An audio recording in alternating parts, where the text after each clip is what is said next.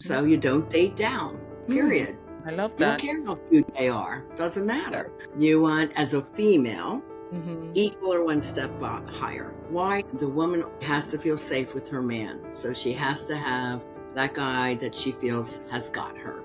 I went on Match.com that day, August 17th. I had my first date with Chris, who is now my fiance. And that's how fast it happened, within 17 days. So there is an art and psychology to dating successfully. When you know what it is, it happens like that. Because you know what's right and you know what's wrong right away. Like this person by the third date. Never date further than you want to drive. And by the third date, you got to do a background check. So until we heal the original childhood trauma, I often say medication is just a Band-Aid. How I work with people by healing their trauma first, letting them understand it, understand what they're looking for. So even though it was toxic growing up, it keeps taking you back to people who have those personality traits, and that's what we call chemistry, guys. Chemistry takes you to your past, which is the toxic past. It's like, oh yeah, this is love, this is great. When you think of partners you had like that.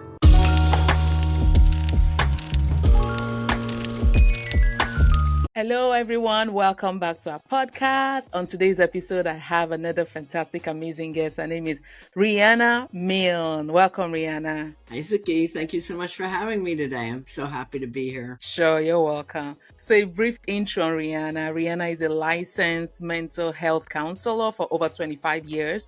She specializes in helping adults overcome both childhood and love relationship trauma. She has been featured in Forbes, New York Weekly, Influencer Daily, Women's Journey, and has been selected as one of the 100 most successful women around the world by the Global Trade Chamber. Wow, what an impressive bio. Thanks so You're welcome, Riana. So impressive. Thank you. It's nice to be honored with those things when really it's just a journey of passion and purpose for me. So for people to notice my work is really quite an honor. So let's go right into it. So Riana, I want to start with asking you about yourself. Can you tell us briefly about yourself, your background? How do you see yourself? Oh, geez. It's been a long journey, right? Some people say, well, how did I get into trauma work when I'm kind of a fun, bubbly person? Really, it started early in my life. At age 16, my very dear childhood friend Michael was killed by a drunk driver. And it was a first death for me to experience, and he was my best little buddy. And I asked my mom if I could go to counseling to handle the grief, and she said, no one in this family will ever go to a counselor. And I said, then I will grow up to become one. So that was my first stand in the sand that, I was going to help people who were going through hard times, because we all go through hard times in life. And then when I lost my best friend at Penn State, my university, she was murdered by her boyfriend. So I promised Michael that I would help people with addiction since he was killed by a drunk driver. And I promised to Corinne Soul that I would help women and other people, like women and men later, who have come from domestic violence situation. So those became my person and my passion. And then I endured myself to love traumas. And after the second one, I had to question, why am I attracted to these type of people that are breaking my heart? What am I doing wrong? Like, I'm a good lady, I work hard, I'm a good mom, I'm spiritual and faith-based. I couldn't understand what that was about. So I went into the deep psychological journals and started doing the research. And in 2012, developed what I call the childhood trauma checklist. It's a simple 10-question list that people can get from free on my website, which is my name, rianamilne.com, but it's free. And once you go through the checklist, it's kind of evident, okay, these childhood experiences happened to me. And then my role as a coach or a therapist, and I am both, is to put your past journey together with what is happening in your adult life and your journey, and then we heal that. Because when childhood trauma is unhealed, most often leads to love trauma. Choosing the wrong people, falling in love due to chemistry, choosing wrong because they show you a lot of attention, which could be called love bombing. So, and then you learn the do's and the don'ts of dating. So I help my single folks from 16, my oldest client's 83, understand what is emotionally healthy and conscious love and what are the unhealthy dating patterns that lead to unfortunate love situations. So we have to look at the whole journey and start by healing your past. And that's how I got into it. You know, my last partner, he says, I don't know what's the matter with me. I sabotage everything I love. And I said, I don't either, but I got to figure it out. And I went to 7 therapists. Nobody at that time even heard the term childhood trauma. I was one of the first to start talking about it in 2015. And then I would believe it was 2017 when Kaiser Permanente came out with the ACE test, ACE, Adverse Childhood Events Checklist. And I looked at that checklist, and by now I'm like 17 years into my therapy career. And I'm like, but they don't include the kids of foster care or the ones that were adopted or abandonment or those like me who were bullied. Like they missed so many things on their list. And I noticed my list included all those things because I had worked with women in the prison system and those with drug and alcohol addictions. I worked in the schools with kids kindergarten through college who were emotionally upset. So that is what I derived my checklist from. The real kids in the mental health unit at a hospital from 5 to 19. Why did they end up there? What were they going through as children? So to me, my childhood trauma checklist was more indicative of the real issues that I was dealing with as a therapist to help these young people and adults heal from their younger experiences. So that's how I got into it. Yeah. Wow, that is amazing. Thanks for filling that gap, like Sure. just being that forerunner to set all of those things in motion. I think that's really amazing and commendable. Thank you so much. So you said something that really struck me. You said, so when you have those type of traumas, and I wanted to know, how can someone know they have childhood or love trauma? Because a lot of times we carry baggages we're not even aware of. We just go through life. We just know we have things we like, things we don't like. There are people we like, people we don't like. There are things that trigger us, but why? Like, why am I the way I am? Some people say, oh, this is who I am. Accept me or leave me, right? So how do I even begin to distill and, okay, do I have trauma? How can I pinpoint Exactly. it? Well, in Yes. 2021, the researchers had found out, and I love this statistic, that 100% of us have childhood trauma. They have at least some on my checklist. When I did my checklist and I asked a lot of people, do you have any of these 10 traumas? I came up with a figure of 90% could have recognized some. And the standard joke was, well, the other 10% are narcissists and nothing's wrong with them. Something's wrong with everybody else. So that I thought was an interesting statistics. Based on my top 10 trauma checklist, and if you'd like, I'll review what those are. Yes. We all have something. Now, many of us will look back in our life, and when I was doing this research, it's like, well, I didn't really come from trauma. Yeah, I can remember a few things. I was bullied, and that was traumatic for me. That was like the one that I could recognize easily. And then as I gave it more thought, I'm like, that happened to me too, and that happened to me too. And you kind of just, as a kid, accept it as normal, but it's not. And it impacts your adult relationships. So I came up with a quote, you can't change what you don't know or understand. So I was in this searching journey so I could understand how to choose a better, more conscious and emotionally healthy partner. That was for myself. And then I ended up helping all my therapy clients, all my coaching clients. And then that became my main thing that I teach and I coach. So would you like me to go into the top 10? Yes, please. I'm not sure where my video stopped, but yeah, please go ahead. Okay. All right. So as I go into them, there's a couple things that I want our listeners to understand.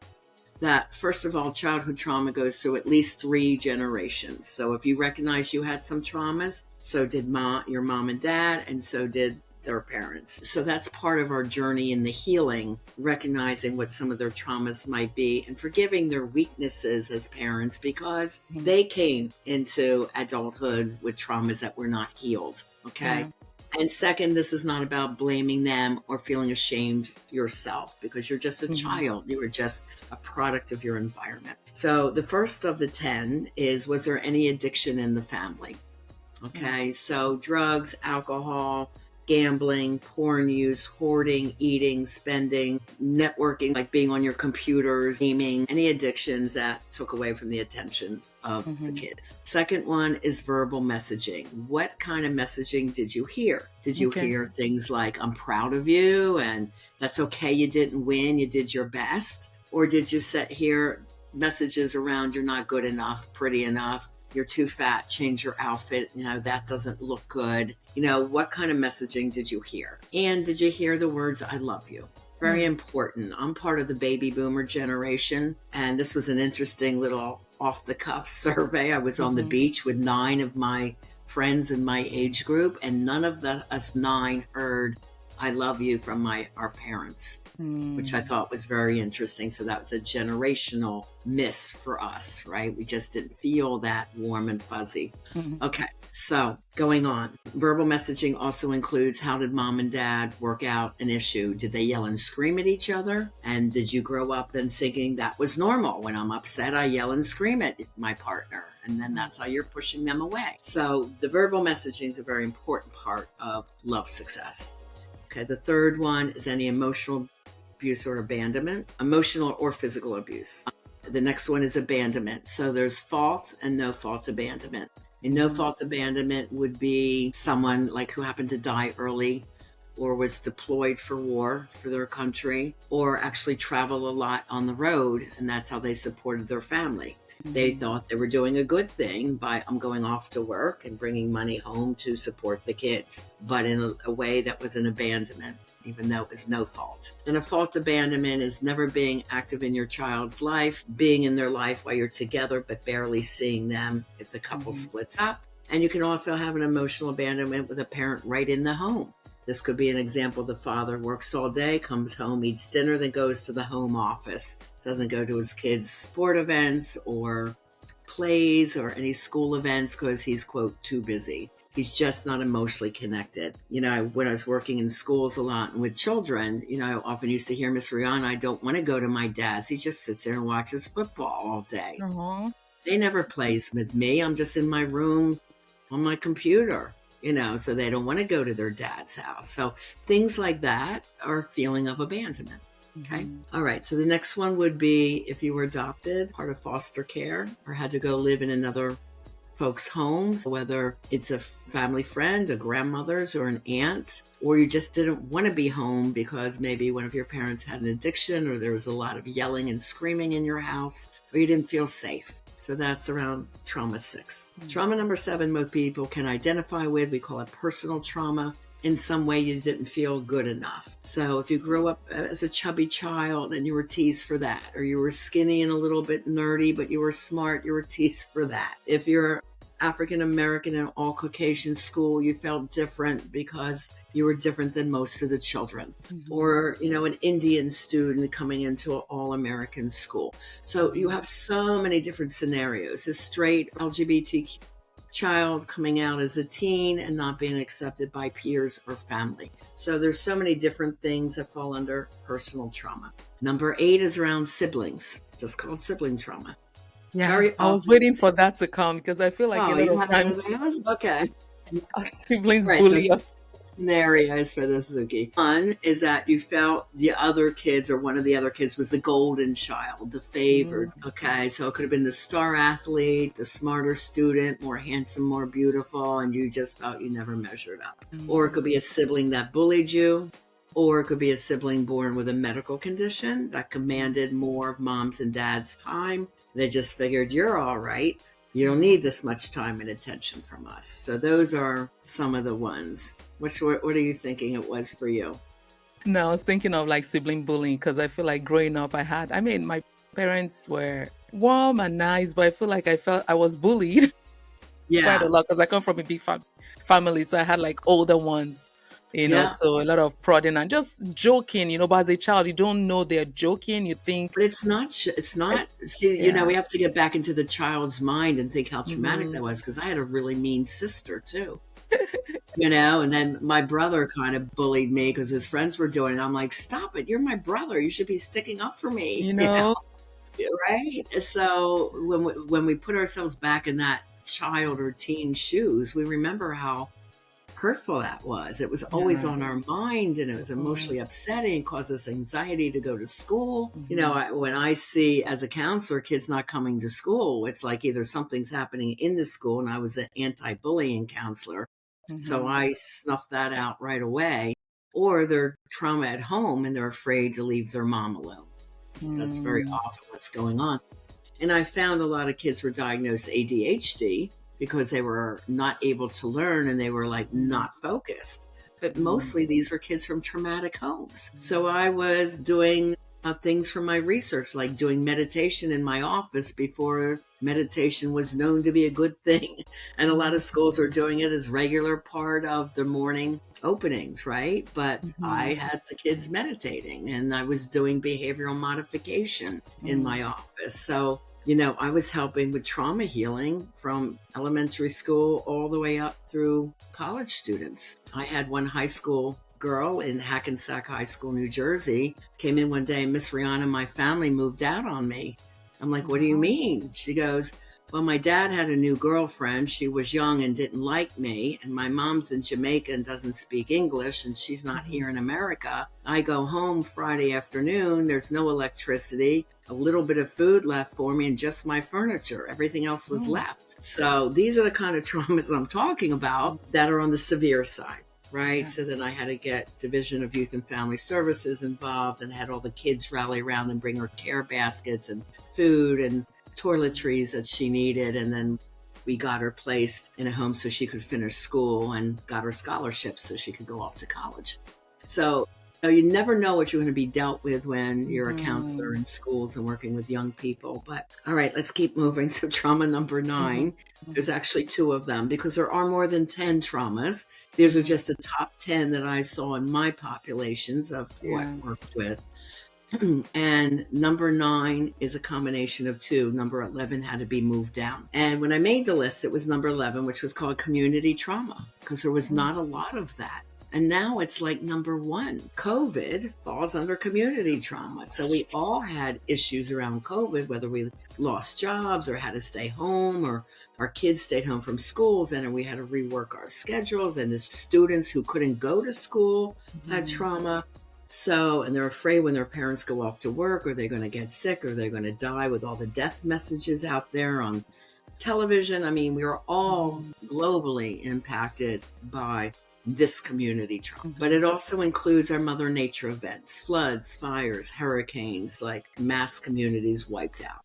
Okay, which then impacts the family. So number 9 is also family trauma. So it could be impacts from those types of things. It could be a parent that was incarcerated. It could be growing up in a dangerous neighborhood and you didn't feel safe, or you're always hearing lack messages like, we don't have the money for the gas bill, or we don't have money for food this week. Those kind of messages, when they're talked about around the house, really scare kids, right? They're thinking, oh no, are we going to starve? Children don't understand severity of things. Yeah. So these indoctrinate the fears that then come into adulthood with us. And then number 10 is mental health issues in mom and dad. The 2 that I say are most impactful and scariest for the kids, one is borderline personality, which means manic depressive. So people say manic's a high and happy one. Well, it could be if they go off for a shopping spree and bought all these new things they're excited about. But 30 days when the bill comes and they don't have the money, they're depressed for 90 days or more because where they're going to get the money from. So manic depressive also goes in cycles, and one is hand in hand with the other. And then the other one is borderline personality disorder. The way I describe this very simply is when they're good, they're great. When they're bad, they're horrid. And the child never knows what they're going to open up and get that day when they come home from school. So they're always walking on eggshells. And these people can explode at the simplest little thing that nobody else would get mad at. And it's terrifying to a little child to see that kind of rage and temper. But when they're good, they're great. So it's this back and forth, like, do they love me? No, they're mad at me. It's a very hard thing for a child. So those are the top 10 traumas. So how many do you think you had, Suki? Man, that number 10. My goodness. Bullying, definitely. Personal, definitely. Yeah. And I think I never had, my parents were never like hot or cold. But I think I maybe seen it in maybe extended family members where there are times they're in good mood and everyone is happy, and when they're in bad mood, everyone just who knows what will happen. So, but I think that number 10 is really horrible. I think it's because it's not within your control, right? And you're so dependent on this caretaker or parents, and then their mood dictates your mood or your safety and all that. Oh my God, that's so Feeling of stressful. safety is big for children. They need to feel safe. And if they don't, they Ah, have anxiety as adults. This is where mm-hmm. anxiety and depression come from. So Come until we from. heal the original childhood trauma, I often say Mm-hmm. medication is just a band aid. So many clients that came to me for coaching, it's like, well, I'm on antidepressants, I'm on anti anxiety meds. I'm like, Mm-hmm. let me give you some vitamin therapy. Let me teach you mindset work. Let me Mm-hmm. teach you meditation. In all combination, when you're feeling better, which it starts to really ease up within about 2 weeks of me working with them, then I weed them off the medication. They don't even miss it because Oh, we're healing the original problems. problem, not the symptoms, the Yeah, problem. the We've problem. lived for so long that we don't even know where the original problem, the root cause came from. Like you That's said, we're right. just band-aiding, putting medication. So, Rihanna, so it seems like being human, right, is equivalent to having trauma because regardless of what family you come from, with these ten points you listed, right, you Yeah, definitely, you used to everyone have falls into. family, but your coach Yeah, is mean to you, screaming at you, exactly. calling you an Yeah. idiot. You're so stupid. Mm-hmm. How'd you miss the ball? You could have been date raped by someone you knew and trusted, as a 14, 15-year-old girl. Mm-hmm. That's not something that occurred in the family, but it's still a trauma for you, right? So it's Mm-hmm. your full childhood experiences in combination, Yeah. Yeah. and then they show up in various ways as an adult. Would you like me to go into some ways it shows up? Yes, I would like to. Yeah. And another thing I wanted to ask was how can we, like, what is the ideal age? Because as a child, right, you're going through the motions, right? You don't even Yeah. know what's happening. But at what age should someone begin to dig deep and process their childhood? Because I feel like, is it when you become an adult? You're like, okay, let me sit for a minute and reflect on my life and say, why am I this way? And how can I begin to untie and unburden those things? Or, yeah, at what age? And then also go ahead to talk about yeah. I start working with kids of the parents that I'm coaching because if they're starting to act out, like I have Mhm. an 11-year-old boy and who was angry at his father, but his father had temper issues and his father cursed a lot and his father made him uncomfortable in front of people because of the way he talked. And so he was starting to act out and also the boy was bullied. Mm. So I told this gentleman, when I work with you, I heal the whole family. How are your kids? He goes, well, I have one son and he's struggling. So I worked with him and now he's excelling. His grades went from C's to straight A's. He is doing really well in football, where he was too scared to try out, thinking he couldn't succeed. So I can teach the youngest of people. And I was teaching my own daughters mindset for success as they were growing up. I Mm. mean, even my Alexi, she's a very well known coach, Alexi Panos.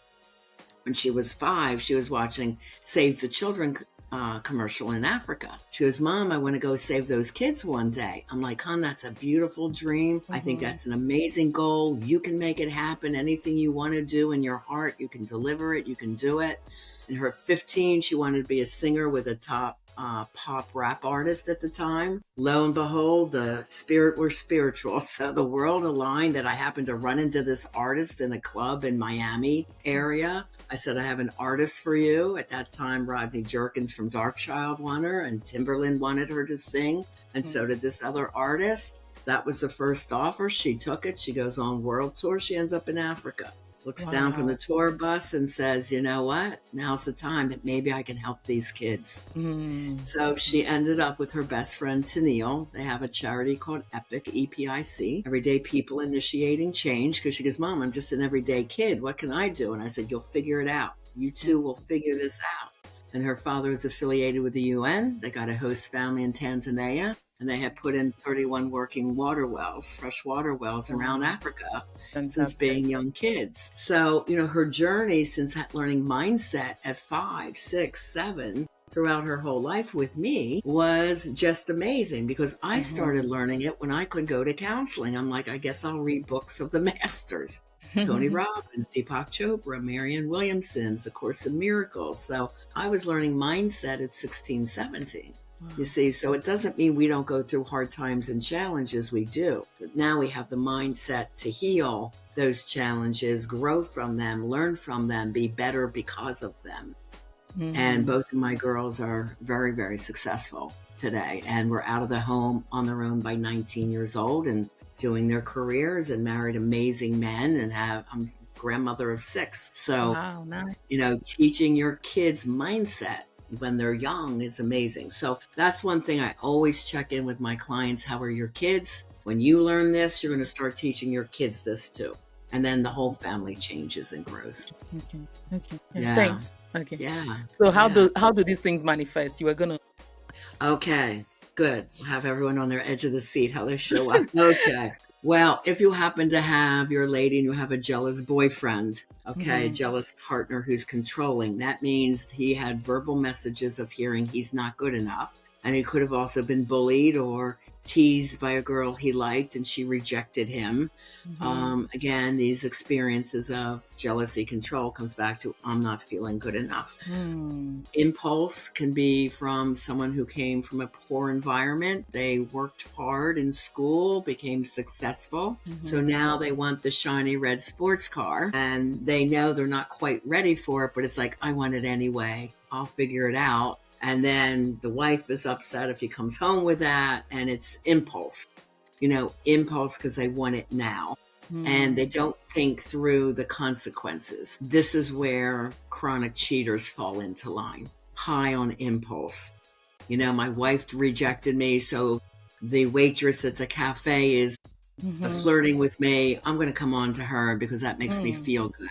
Mm-hmm. So that's where lack of morals and values come in because impulse is stronger than doing the right thing. So sometimes I have to work with impulse with people. A lot of women I see people pleasing, bending over backwards to make sure their partner's okay. That's you? Yep. Okay. All right. And that usually comes from having a very difficult mom or dad. Now, this just an example is, let's say mom was an alcoholic. You might have been an older sibling. So just to keep peace and quiet in the house, you woke up, you got all the siblings ready, you made their lunches, you got them dressed for school, out to the school bus. So mom went yelling, scream at everyone. And she would just say, as you're walking out the door, thanks, hun. So at least, okay, good. She's good today. And I got a little bit of praise. So it's like living for the praise that you get when you overdo, and then your boundaries are stretched so far that you always come last. And with that usually comes a lot of exhaustion and resentment. And I had a couple that came to me, and the woman said, I do everything for my husband and kids. They do nothing for me. He goes, well, I don't ask you to do those things. I don't know why you keep doing it. I can do it and help out, but you insist. Well, she was so used to being a people pleaser. And then she felt rejected because no one gave her that amount of attention back. So I have to work with boundaries and self-love with someone like that. So everyone's a different puzzle coming from, what they experienced. If you had abandonment issues, you could be clingy or codependent, love addicted. Even though they treat you so bad, you're just not able to leave that person, even though your conscious mind says, oh my God, he's so bad for me. But you're unconscious. If you break up, you're unconscious saying, well, he did love me and he's not that bad and I don't want to start over, and they go back and it's this toxic cycle of abuse over and over and over again. And the research showed that these types of relationship, which is RRS, relationship repetition syndrome, you break up and you go back together an average of 7 times until the healthier person finally calls it quits. Or the other repetition is you break up with one person and you say, all right, I'm going to get it right next time. I'm going to read 300 self-help books and find the one that gives me the magic answer. And then you end up going out with the same kind of guy over and over and over again. That is when you know your childhood trauma is not healed. And that's when people turn to me after their second divorce and the third guy is a toxic boyfriend. They're like, okay, what am I doing wrong? And I get where they were because that's where I was. And as I was doing this research and writing my #1 bestsellers, Love Beyond Your Dreams, Break Free of Toxic Relationships to Have the Love You Deserve. And I was writing that book. I said, I'm at the beginning of this huge rainbow. It's a huge learning curve. And I remember writing my book. I had research all over my floor, from all these different journals and books. And, and it's, 400 pages. I'm like, oh my God, it's 400 pages. I have to stop. And then I started writing book notebooks, one for singles, one for couples, Mm-hmm. and then one on personal transformation. And, all the research was showing over and over again things that you need to do when you're dating and not do. And it became very clearly evident when you do this amount of research. So that became my coaching program. And that's how I work with people, by healing their trauma first, letting them understand it, understand what they're looking for and why they were kept attracting to that. Very often the hippocampus of frontal cortex likes what it knows. So even though it was toxic growing up, it keeps taking you back to people who have those personality traits, and that's what we call chemistry, guys. So chemistry, You mentioned that. I was going to say, why is chemistry bad for a relationship? I mean, you would want to date someone you have chemistry with, right? So why is that a bad thing? not necessarily, not right away, Okay. because the chemistry takes you to your past, which is the toxic past. So when your mind, the phenylalanine is buzzing, it's like, oh yeah, this is love, this is great.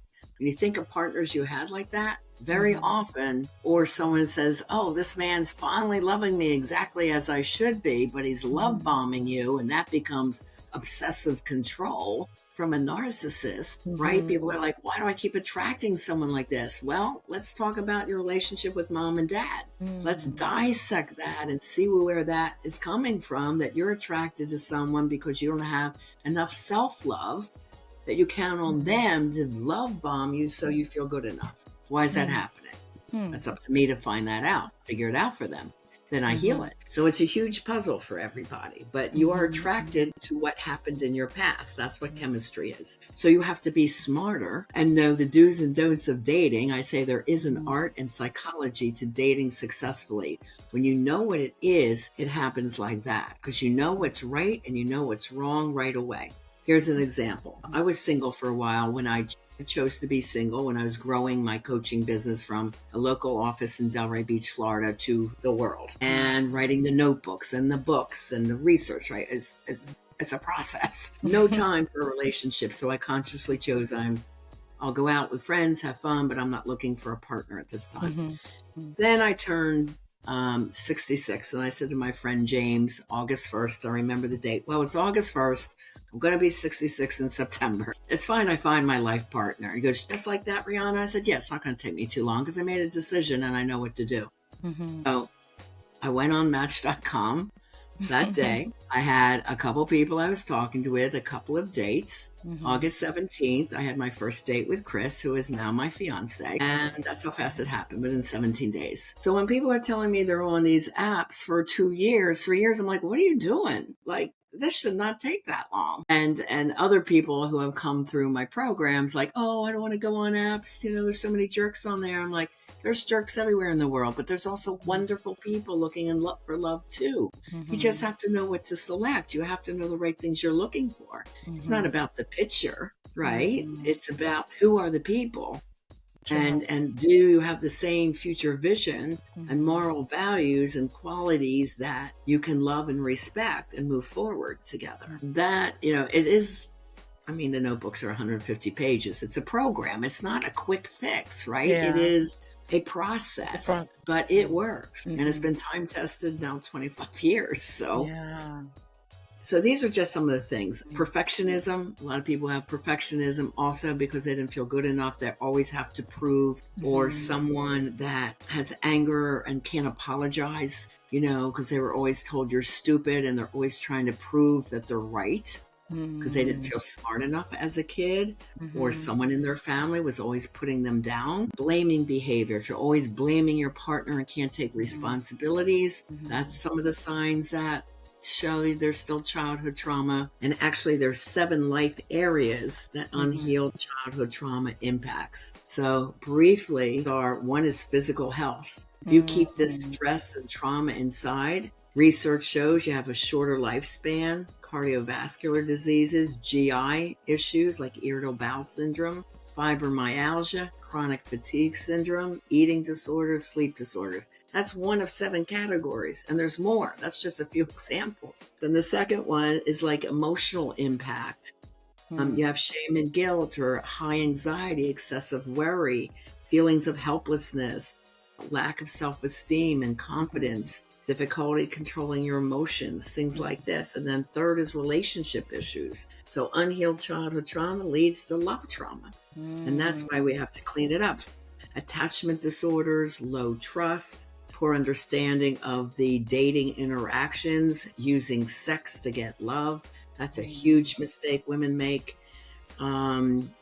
Just problems in the relationship with communications, being afraid to speak, these kinds of things. Then mental health is another category. Anxiety, depression, negative self-esteem, PTSD, behavioral issues. And then in our children, smaller brain size, problems with learning language, difficult problem solving, inability to focus. So these were the kids I was seeing in the elementary school. I'm like, I don't believe this child has ADHD. Let me have him for a month, and I bet I can get his grades to go up. Why? Because when a child is stressed, cortisol is up. Cortisol is fight, flight, or freeze response. And cortisol is up, memory and focus is down. So science and quantum physics shows meditation lowers anxiety, depression, cortisol, and blood pressure, and increases focus, dopamine, and serotonin, which are our high and happy chemicals. Right? So when I had these young students meditating in my office for 15 minutes, or another thing I used was music therapy, which touches certain centers of the brain that also calms the brain and the body. I use Louis Miguel. Okay, this great Mexican singer. I don't understand a word of Spanish. Well, a little bit, because I'm a word traveler. But I knew his melodies just could relax the students and just bring everything down. So there's certain music that hits certain notes that relax. And so I was using music therapy, behavioral modification, and so forth. And it was proven they didn't have ADD. Wow. That is so amazing. Like, this is helping the parents, helping the kid resolve the issue and not putting them on lifetime of medication or something like that. That is awesome. I just had to mention 66. Wow, you look good for 66. I wasn't thinking that. So, wow, Actually, nice. I'll be 68, but age is a state of mindset, right? So if you're Wow. happy and you have a happy, balanced life and good friends and great partner, and your life is happy and together, it's they Yeah. call it ageless. That's awesome. I love that. I love it. Wow. I wanted to ask, you mentioned some of those, the way it shows. What about someone who is afraid of rejection? Where does that? That's also personal trauma, Okay. and the way when I coach my students in my single dating program, if someone ghosts you, again, I'm spiritual, so I just say, thank you, God, for showing me he's not the one. Next. Yes. So it doesn't faze me whatsoever that someone else has bad behavior. But that's about them. It's not about me. So you have to have that great self-esteem, and you have to feel ready. And there's a quiz on my website, other than the childhood trauma checklist quiz. It's, are you really ready for a relationship? And it's 10 points that you should be looking at before you go out and date. Because a lot of people make the mistake of, I just had a breakup, I'm going to go out and date and just at least get some attention. Well, that's the worst time to do it, because you need to heal first, right? And get yourself back to your best self. Yeah. So, one of them is your self-esteem strong enough to date? Instead of taking this stuff personally. You don't take it personally. Right. You're looking for a certain person. You're not looking for 200 people to write you and give you attention. When I was dating, I don't have that kind of time. I'm like, I'm in. I'm going to find some people that work with me. Date a couple of times a week. Date with intention, we call it, not just to get attention. Right? And find my person. Right. And I know exactly what I was looking for by all the research that I did. I was going to ask you, so still on this topic. So what are the top 5 non-negotiables people should have while going into a relationship? And what are also the 5 deal breakers or red flags people should be wary of in the partner? Okay, there's 36 red flags, and you can get them for free in the quiz section. Is your partner emotionally healthy? That's the quiz, and it'll tell you the 36 red flags. And I have a whole free report also on my website. But, anybody that makes you feel sick inside, high anxiety, gives you stomach aches, you can't sleep, there's constant fighting, they're verbally putting you down, they're abusive, they're cheap, they use you in some way. All these are red flags early on. You get out. The sooner you're out, the better. Because then you take a deep breath and it's like, okay, I'm going to get focused again on what I do want and what I do not want. Mm-hmm. And I need to know both. And that's what the Love Beyond Your Dreams book teaches you. You know, this is healthy, this is not healthy. The first section is the 19 personality types that can break your heart. So now you know what those are and what to look for. You know those are no. And then everybody else is a possibility, right? What do I look for? It's different for everyone. Mm-hmm. And you have to keep in mind your personal desires in life to be happy.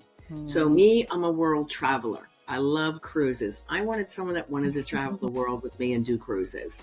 So that was important to me. I also love to dance. Now, Chris, my current partner, never danced before me. But he's there, I didn't dance. I match everything else. I said, but are you willing to learn? He goes, I will do anything to learn. So we just recently won a dance contest in February. Ooh, nice. At a Valentine's Day party. And I said, you want to go? We're going on the disco cruise next week. We might as well get up and try a contest. He goes, sure, let's go for it. And we ended up winning, which was really fun. So he did quite well. I used to teach disco, hustle, dance, whatever you want to call it. And he's done very well. So, and we enjoy dancing every weekend. So I knew that would be important for my lifestyle. As long as he was willing to learn, I could teach him. So, you know, what was important to him and do our future visions align? You know, I was a homeowner, so I wanted someone who owned a nice home. Why should I not have someone who's a homeowner? That's since fair. I do. Yep, fair. Yeah. So I own a home and I own a rental home. So I wanted someone that was successful. I am. So you don't date down, period. I love You that. don't care how cute they are. Doesn't matter. You want, as a female, equal or one step higher. Why? And I know it's stereotypical, but the woman always has to feel safe. It's cave woman brain. She has to feel safe with her man. So she has to have that guy that she feels has got her. It's psychologically necessary for the bonding. Yeah. If she has to step up and be the man, and, you know, I see couples like this struggling all the time because the woman's stronger than the guy. And that often the guy feels it, hurts his ego, and then he goes out and has an affair with someone who's not as successful. Right. This is a constant story, sadly, but true. Yeah. I'm glad you're saying that because it's not a gold digging. Like you're not a gold digger for wanting someone who is successful if you're successful. Oh, you're It's equal. different if You you're, step up. yeah. It's different if you're Yeah. maybe not ambitious and you're lazy and you're wanting someone who is successful. I mean, that's not fair. But if you're working hard, you definitely, it's not bad to want someone who is successful. Okay, I like that. And, you know, you have to have this self-love and respect before you will find that partner that has it also. Right? And you're dating then with strength, and we call it conscious dating. You are really consciously aware who you're dating. I have 24 questions that you have to ask on your first few dates because we're not there to waste anybody's time.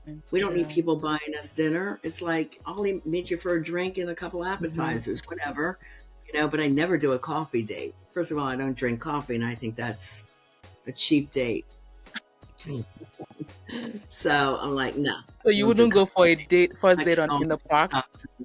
Someone to buy me a $4 cup of coffee. Wow. So first date has to be at least, you should be impressed by the first date. Is that it? Well, the thing is, you don't want to take a dinner date either, because if you don't like the person, you don't really want them spending money on you, and you don't want to be there 2.5 hours. So I meet for a drink at happy hour, and you can have club soda if you don't drink alcohol. It doesn't matter. It's just that time of day, 4 or 5 o'clock in Florida is a popular time to be out in Delray. And if you're having a nice time, he should usually ask, would you like, you know, a bite to eat? And I never order a dinner. I'll say, yeah, you want to split a couple appetizers? So we'll do that. And that's how Chris's and my date went. It's like, yeah, let's meet for an hour for a drink. And then it went into appetizers. A lunch would be okay too. Something like that would be fine. But you're not focused really on the eating. You're focused on getting as much information as you can. That's why I would prefer just a drink. And then, you know, if you really do start liking the person after 3 to 4 dates, you could have a dinner date. So just keeping it light, short, A lot of people make mistakes on these apps where they are like on the phone forever with people they don't know, having conversations, divulging all this personal information. It could be some crazy person. So if you like this person by the third date, and they should be from your hometown, never date out of state. We have all kinds of dating rules. These are just a couple. Okay. Never date further than you want to drive. So 40 minutes is what my limit was. You know, and by the third date, you got to do a background check. No Wow. ifs, So pay and do absolutely. a background check. Oh, really? Okay. Yeah. Okay. That's You can a new do, I one for mean, a me. general Google check, but I would also pay to do a background check. They're Okay. cheap, $19 for a month or Oh, something. really? And if you're actively dating, you can run 2 or 3 of them and see if they are who they say they are, because a lot of people are not. That's true. Will Never they know date. you? Will they know you check them out? Will they know? Because that's usually my fear. I don't divulge that early Oh, on, but my fiance knows. Yeah. Because he knows I teach dating skills, and this is one of the skills that I insist my people do. Like, you know, do you see any domestic violence charges? Do you see anything else that are red flags? So A I lot of was. a lot of traffic tickets are high impulse people. Don't like to follow the rules. DUI, alcohol issues. But what if they Back. are changed now? Because so I was on Match for a while, and there was someone I was speaking with who was he was Christian, but when I did like it wasn't even a background check; it was just like a Google search, and I saw Okay. he had like DUI or There you go. something, right? Well, in my Yeah. mind, I'm like, okay, he's a Christian now, right? So maybe it was in the past, and that was from 10 years ago. So based on your analogy, would you say is it possible for the person to have changed now? He's no, he's a Christian, he's a person of faith, maybe he doesn't drink anymore. Is that Well, how long something? has he been sober? I would never date anyone that had an addiction issue. And if they were in rehab, you need to wait at least 6 months. But to Okay. me, that would not be my select person. I want someone that has Clean mood record. management, can manage their impulses, because an addiction's an impulse problem, Sure. right? So you really got to set some boundaries for yourself. Mm-hmm. And, you know, don't waste your time with someone who's the wrong person, because the right person won't be there. But the world is abundant, and there are plenty of people also looking for love that are Mm-hmm. emotionally healthy. But Mm-hmm. you and I have to get you healthy first, Mm-hmm. right? So when you are going out, you know, psychologically, you are the whole package, and you will not settle for less. So that's why I go through on this quiz with my ladies and men. Okay, how do you score a 1 to 10? Do you know your requirements? Are you happy and successful being single? Are you really ready and available for a commitment? Are you financially and legally sound? There's no issues out there. Because don't look for someone to save you. You got to take the time, save yourself, get Sure. yourself solid, then go date. Okay. Sure. Sure. Most people think they have effective dating skills, where you don't if you keep attracting narcissists, right? You have to learn to do something different. Sure. So, Sure. So yeah. how can people, because I mean, you're spewing a lot of valid information, and I think the only way people can get the whole package is maybe subscribing to your coaching class and maybe going to your website. I actually went to your website, very informative. I spent like a couple of Good, minutes. good. I was like, wow, this is a lot of, good stuff. How can You have a people, what lot kind of of services? information. Yeah, what kind of Yeah. services do you offer? Okay. Well, the best place to start is at rianamilne.com. At the top of the homepage is a free ebook, How to Have the Love You Deserve. You definitely got to download that. The first 60 pages of Live Beyond Your Dreams, which is about the mindset for success, and Love Beyond Your Dreams are on there. There's blogs with all kinds of articles. My podcast, Lessons in Life and Love with Coach Riana Milne. I have 126 shows, I think 350 audios and videos on my YouTube channel under Riana Milne. So I give a lot of free resources, but those free resources won't change the deeper things that you need to do. It really takes practice over time and getting a lot of different skills. So that's what I teach. And how people start with me is what we call a Life and Love Transformation Discovery Session. There's a big orange button on the homepage. It's on a super special right now, so check that out. And then you meet with me for 2 hours, and we do these assessments together. And the questions that I ask, I do a deep dive into your childhood experiences. How are they showing up today? then complete a blueprint of what we need to do for you to change this and get you back out there, either finding love, or if you're a couple, I heal partner A's trauma, partner B's trauma, and the trauma in the relationship, the circle that keeps going around and around. We quit those. And then, but I do individual for each, and then couple sessions over 4 to 6 months. So that's how coaching works. It's highly educational. I give you real solutions, real skills to work with. It's not a fluff course. It's for those people really looking to change their lives and their situations. Couples that really want to make it and go through changes. Like the father I talked about, who had a girlfriend who was ready to leave him, and he really loved her and wanted to marry her. And she said, I'm afraid of you. I can't marry you. And he said, I got to change because no one will love me, as I am. And he did a 360 degrees change. Lovely, great dad. Kid and him are really close. She and him are really close. They're laughing a lot. The trust is there. So it's like massive changes. And that's why I love what I do, right? And the slogan of our company is we help change the way the world loves. Because once people learn this system, they teach it to their friends or their kids. And then it just expands globally because I work with clients all over the world. Wow. Yeah. So it's really, really fun. Yeah. Oh, and honestly, I think I love it. I love it. So I know you mentioned earlier, like some skills, some tools that people can use by themselves. Even you said meditation, music therapy. Is there what kind of meditation are you talking about? Is it like? Yeah, that takes me a while to teach that, but where they could start it for themselves is my 2 books, Live and Love Beyond Your Dreams. Okay. They're sister books because you can't, once you have mindset, you still got to learn the skills about love, and you just can't have the skills about love and not have a good mindset. You got to have both, right? To have success in life and love. So you need those.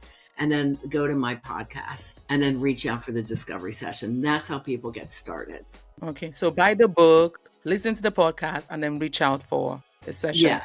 The session for me for 2 hours where we really get to know each other. I really do the deep dive because people, one of the quotes I have from one of the girls I work with, I learned more in that. It used to be 1 hour and then I was racing and I wanted more time. So I made it 2 hours. Okay. She goes, I learned more in that 1 hour session than 7 years of therapy. Wow. Like nobody knew this childhood trauma stuff. Nobody could teach me why I was doing what I was doing. I didn't get it. I was so frustrated. Like, why can't I find decent people to love? And I said, I get it. I was there. So I understand their frustration. And I can tell you, you're going over the rainbow, the learning curve. There's a lot to learn, but at the end is the pot of gold. And that's where you want to be. Start today because life is so short and it's worth it. It's worth it to be happy every day.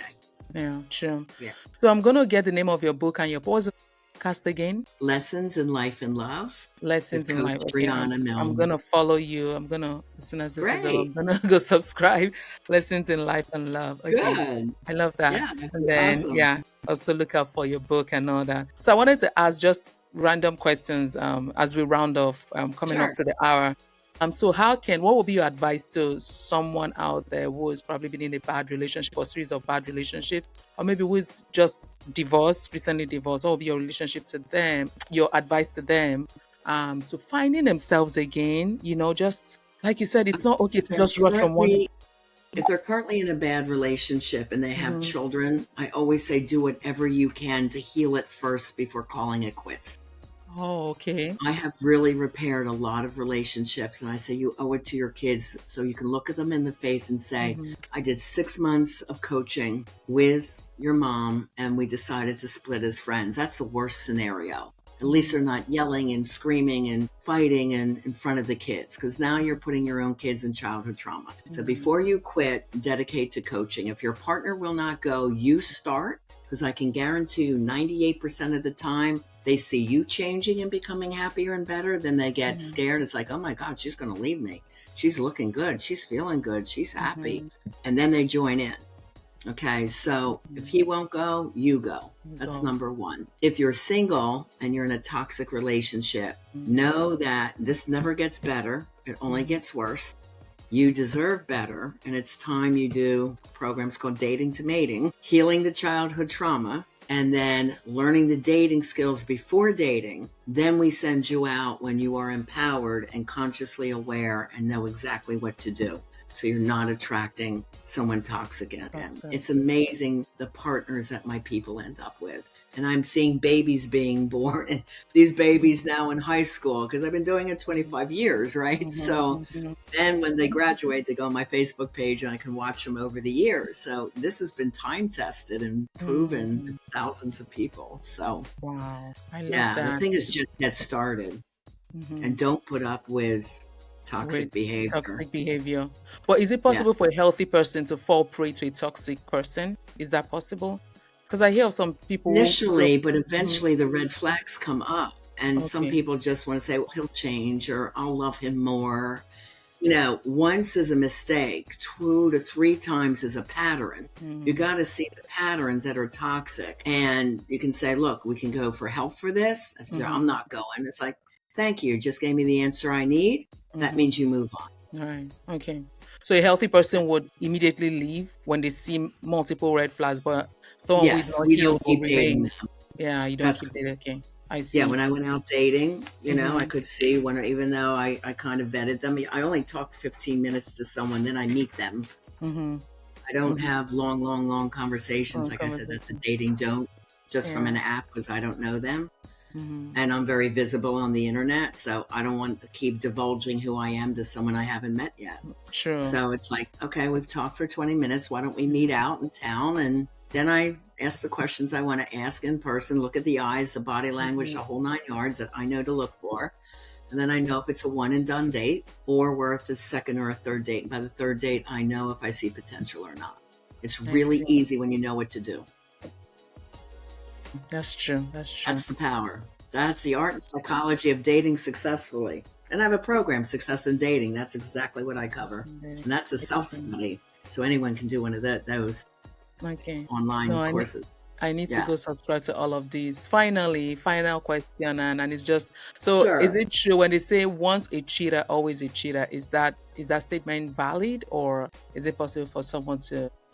If they work with me, I change their mindset and their spirituality, but without work, yes, because that is their character, that is their values. And that's why when you're dating, you're not looking for who's hot, you're looking for who has the same values as I do. And people like that will push very quickly early on for sex. Again, you say no, because if they are in it for the right reasons, they'll wait. People say, how long should they wait? 8 to 12 dates. If they're not sticking around, they're not for you. Easy. Wow. Yeah, that's right. So many women are sleeping on date 1, 2, 3. Why can't I get anyone? Well, look what you're doing. They're like, thank you. And then they walk away. Why stay with it? Yeah, true. So there's so much to learn and so much psychology and strength that our men and women need to know. And I do work with straight and LGBTQ singles and couples as well. From 16, or if it's a child of my clients, younger, 16 to 83 is my oldest client, and it's all online. So it's easy for me to work with them on Zoom from around the world. Wow. Fantastic. Wow. Thank you so much, Riana. Like, I learned so much. This was like the masterclass, or like a fire hose kind of discussion, like getting I'm an educator, girl. That's what I do. That's coaching is, for me, it's not a fluff thing and just all this philosophy. It's step by step, do this, do that. And my people love that because they've tried other programs. They're like, nothing changed. I'm like, well, you're not the right coach. So, coaching work. Yeah. So any final words, and where can people reach you? I know you mentioned it before, but like, do you have social media handle? Where can people reach you, and any final words? Yeah. There's contact me at rianamilne@gmail.com, my website. So you can contact me through that. And I just want to encourage you. Today is a day to start to create the life you desire and have the love you deserve. Go for it. Awesome. Well said. Thank you so much. Thank you. Thanks, really appreciate your coming. Sure. Everyone. Yeah. Thank you so much. Thank you so much, viewers, for watching. Hope you enjoyed it. Please reach out to Riana. Go to our website. You will not be disappointed. I tell you. Subscribe to our podcast, YouTube, follow on social media, everything. For a lot of us singles, I think this is what we definitely need. So Please make sure you interact with her work. And thank you for watching. Please like, comment, subscribe, keep coming back for more episodes. Really appreciate your support. And until I see you next time, take care. Bye bye. Thank you. Bye bye.